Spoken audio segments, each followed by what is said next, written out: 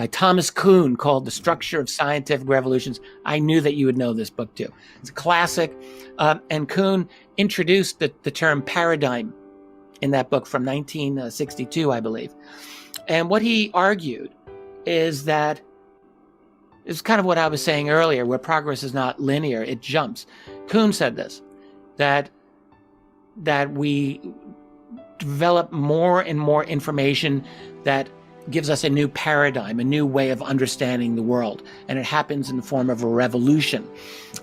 And I have come to feel strongly that the UFO phenomenon is one of these things that will bring us that opens the door into a totally new paradigm.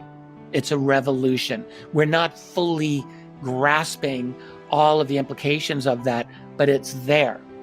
It's essentially showing us the way to this new paradigm. What is the capability, not just of them, but of us? That's one of the most amazing things that comes out of this. We begin to realize we have capabilities that we have dismissed, we have not been aware of, we have not tried to develop ourselves, generally speaking. And that this phenomenon absolutely is waking many of us up to the fact that we are more than we thought we were. And so that's exciting. There's a lot of other things about this phenomenon that are uncertain to me, but the fact that it opens up a capability that we have is actually a genuinely exciting thing. I'm also under the impression that secret government agencies are opening up to the realities of telepathy and consciousness as part of the secret space programs.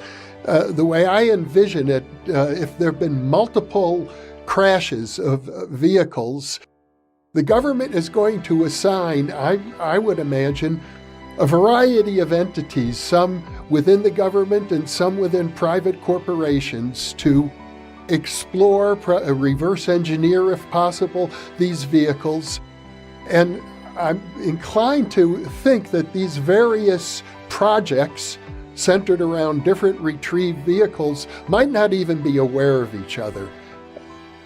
Entirely possible.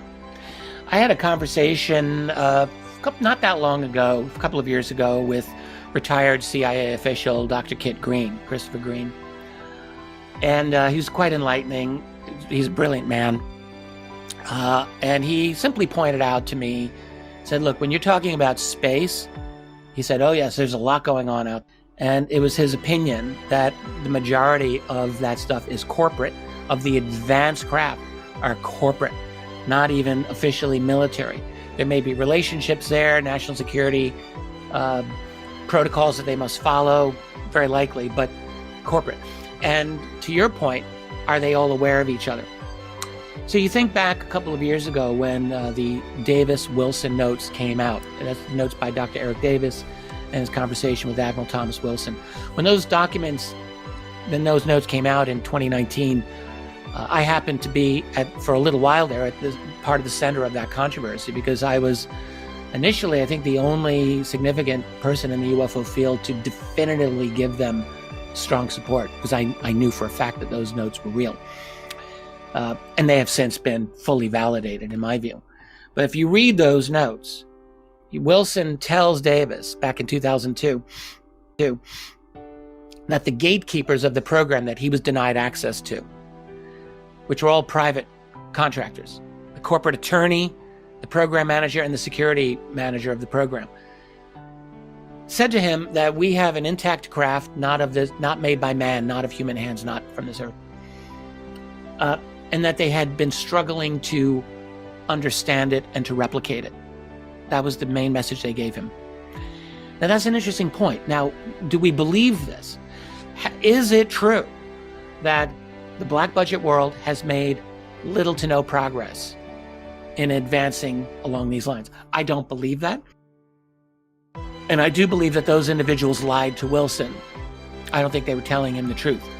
But is it possible that they were partially telling the truth? That, imagine it is possible.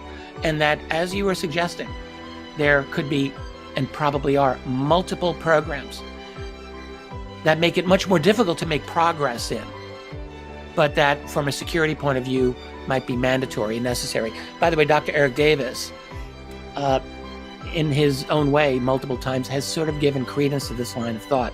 And he has said, I'm hoping I'm quoting correctly here, but paraphrasing, that the secrecy has inhibited genuine sharing of scientific information on this matter.